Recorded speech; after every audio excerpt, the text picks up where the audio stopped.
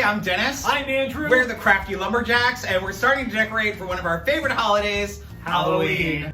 We're going to show you one of our favorite projects we do every year. It only costs a couple of dollars. It makes a huge impact, and it fills all those spaces that you don't really know what to do with. Yes, it takes your whole space to the next level. Really easy. We're going to be creating yarn spider webs. We do this every year, and you only need a few materials to make them. All you need is some black yarn, a pair of scissors, and some Scotch tape. Let's get to it. We're going to tackle this wall behind us. You're going to see how easy it is to make it. Yes, from plain to creepy. So we want to start by creating spokes of our spider web. We want the center of our spider web to start kind of here. So we're just going to kind of look at our space and decide where we want all our spokes to go and meet up. So I think right here is a good spot. So we're going to start taping off our spokes.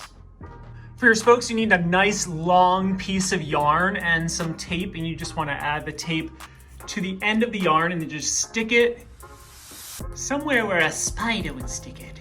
Yeah, we're using tape. You can use command hooks for this. We rent in our apartment, and as you can see, it's kind of crumbling before our eyes here, so we don't mind the tape. And actually, the tape works really well, and it peels right off after the season. And just, again, we want our spoke kind of starting here, so we want all our pieces to meet up. So I'm going to go on a really dramatic diagonal, and then tape it to the bottom of the wall.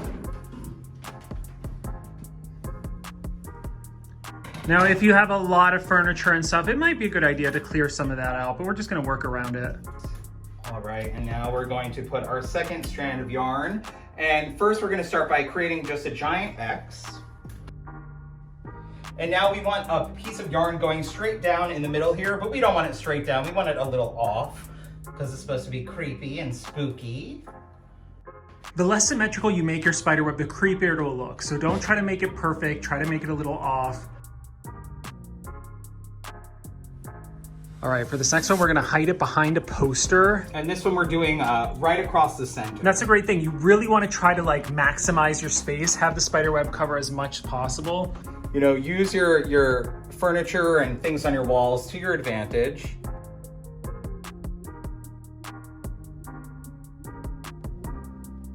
So step one is done. We have all our spokes meeting in the center. Just to reinforce it, I'm gonna take a small piece of yarn here and just tie them all together.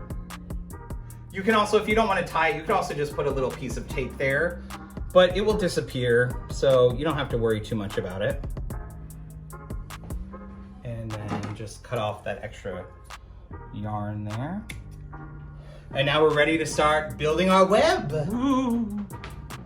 Now this is the fun part. You want to start weaving your web. I like to work in sections and work with smaller pieces of yarn. You start by tying it off to one of your spokes there, towards the center. And we're just going to start weaving our web. I like to go over, under, and around and pull through. And again, you want to kind of keep it pretty tight as you work and just keep looping it around. Over, under, and around. Over, under, and around. You can even do under, over, and around. Ooh, now we're crazy. Right? Now you don't want to pull it too tight where it ends up pulling the strings out off of the tape, but you do want it pretty taut just so it's not loosey-goosey. Yep, and then we just keep working our way around.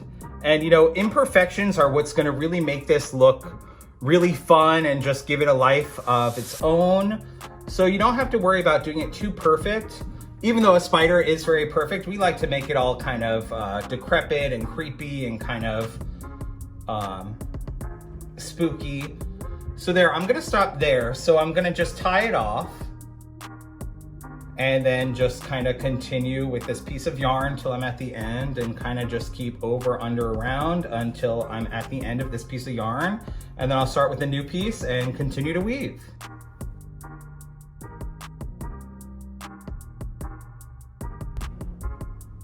Give that a snip close to the knot there without letting it come unravel. And actually, if you want to just make sure you have a little bit of extra reinforcement, you can add a little bit of craft glue. You don't have to do this. Usually it stays pretty well, but I like to do this. So I lied. You actually need 4 materials if you want to do it this way. And we're just going to continue to weave our web until all our walls are covered and we're happy with the results. Remember, imperfections work in your favor for this, so don't try to make it perfect. The more imperfect, the creepier it'll look. Yes. Another trick we like to do is add looser pieces of yarn towards the top so they sag down and really give you that spider web look. Yes, it helps give more dimension to the web in general.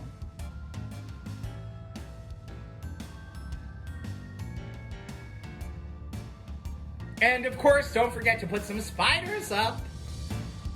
So it's been a few days and we finished decorating our apartment and we put up spider webs all over. It looks great. Yes, this is one of our favorite crafts that we do every Halloween season, and they're so easy and they really come together and make a huge impact. They really do. If you make some, we want to see them. Please tag us in it, let us know, because we just love seeing this trick. Yes, and have a very happy and safe Halloween season.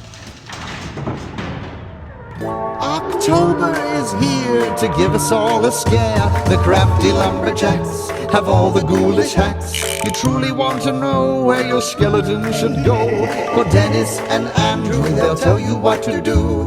Just light your candelabra in the dark so you can see all the spooky jack-o'-lanterns and a bone-chilling tree. Bone-chilling tree. Your choices are becoming terrifyingly clear for hair-raising, spine-tingling crafts this year.